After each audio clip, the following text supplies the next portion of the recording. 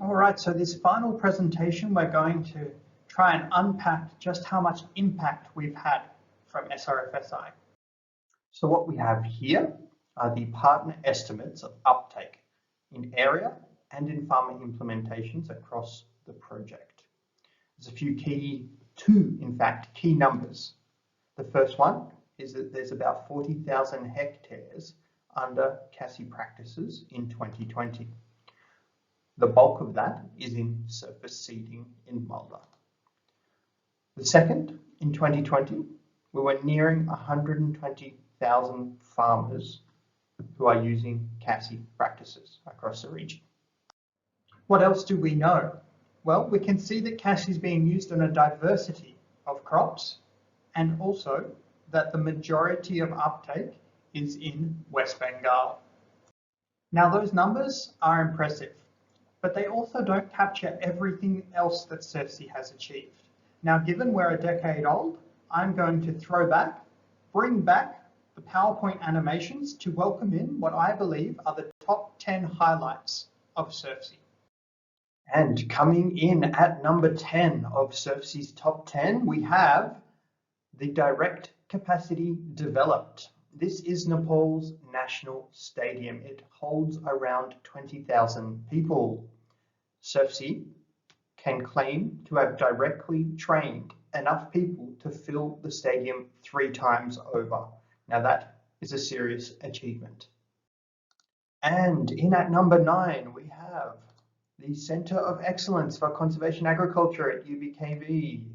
Now, these 2 photos might not suggest that this is something impressive, but for me it truly is, and for a few reasons.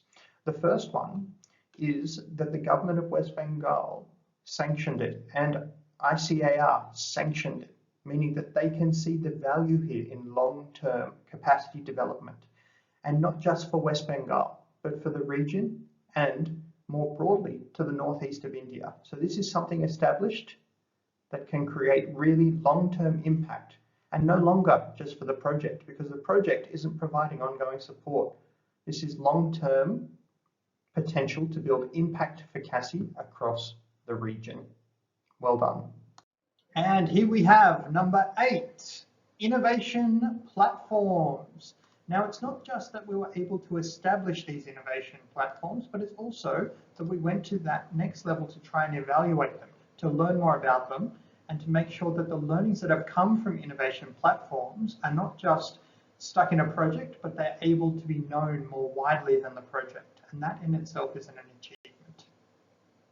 And coming in at number 7, we have the Novelty of Approaches. Now, from our SRFSI long-term trials in farmers' fields to our novel theoretical frameworks, new methods, and even things like our photo voice survey, from the MOOC to the CASI visual syllabus, SRFSI was not going to just do these normal methods, these normal approaches. We wanted to do something different. We wanted to get to that new level of meaning, and that's something that we should all be proud of. And at number 6, we have our inclusivity focus. From the start, it was clear that SRFSI wasn't just going to look at development in isolation. It had to be inclusive development. Now, looking at opportunities for women in this region is something that can be very difficult. It's not the normal. But SRFSI took that on, looking at the quota system for training, looking at our intensive research focus on gendered issues of development. But not just that, we also looked at issues around youth as well. But the fact that that played such a crucial part in the project is something that we should really be proud of. And coming in at 5th of SRFSI's top 10 achievements, we have publications. Now, there's no doubt that SRFSI has been a prolific project for publication. It is massive. More than 26 current peer-reviewed journal articles, books. By the end of the project, probably around 50 different peer-reviewed journal articles. Now, that's impressive as a number, but it's not just the number. It's that there's create this narrative that CASI does belong in the EGP, and here's what we need to do about it. And that's all the more impressive and creating all the more longer term impact because SRFSI was the pioneer of CASI in the EGP. We can't forget that this was an unknown before the project. So we've really built that evidence base, and really any CASI that happens in the region can be drawn directly back to SRFSI. So that's something that we should be really proud of. Lucky number 4, what we have? Convergence. So it's not just that we held these policy meetings, that we created all of this new knowledge. Our achievement is in the fact that we were able to convince government to change their policies. Now, particularly looking in West Bengal with the Department of Agriculture's custom hire systems and then funding of the Conservation Agriculture Centre for Excellence, and also with the Climate Resilient Agriculture Program in Bihar. These are huge investments from government that came about because of our pioneering work on conservation agriculture in the region. And that means that our impact isn't just a project impact anymore, but it's going so far beyond. And that's something we should really be proud of. Coming in at number 3, already our climate impact. Now let's remember, yes, we're a research for development project, but we're a relatively short term at our heart research program. Despite that, already in the span of the project, we've saved about 6,500 Olympic swimming pools of water. In equivalence, there's about 370,000 trees that are still taking emissions out of the air. And again, in equivalence, we've saved the equivalent of about 600,000 litres of petrol being burned and released in energy. This is huge in the life of a project. And for our second best achievement from SRFSI, we have farmer impact. Of course, SRFSI is primarily here for the farmers of the region. So what has SRFSI generated for them? Well, the first one, more than 2,000 trucks of extra yield generated for farmers. If we were to visualize a stack of $100 Australian bills, that stack would be 56 meters high in terms of money that is now in farmers' pockets.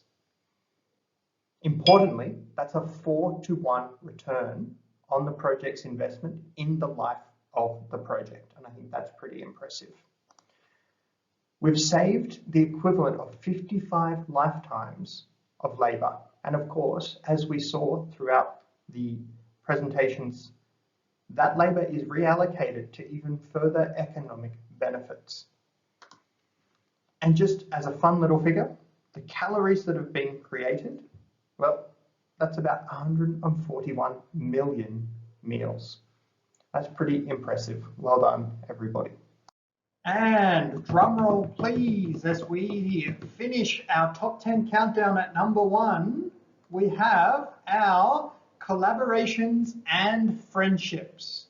I don't think we should underestimate that this was a large, complex regional project that at times seemed never-ending. It brought together 27 different organizations. And even by USAID or Bill and Melinda Gates Foundation standards, that's a big project, pulling all those people together. But I think that here we are, a decade later, still celebrating, still smiling, still socializing together, still in contact with each other. And I think the reason for me why this is our number 1 achievement is because, yes, we've had this great impact out of SRFSI, but I think the relationships and friendships that we've formed are strong enough that it means that there's going to be much more impact in the future. And we just look at West Bengal, for instance, and the relationships between Department of Agriculture, between UBKV, and between all of the more local actors like Satmal, Sabuj Bahini Club, all of these actors. These relationships mean that our impact isn't just going to end now. It's going to continue, and our journey certainly isn't over yet. So in the YouTube lingo, like, subscribe, tell me what you think in the comments. But really, I hope this has highlighted what we should all really be proud of. This project is significant. Before SRFSI, CASI was not in any way proven in the region, and now we're up to some pretty impressive impact numbers. So well done everybody, thank you for all your efforts.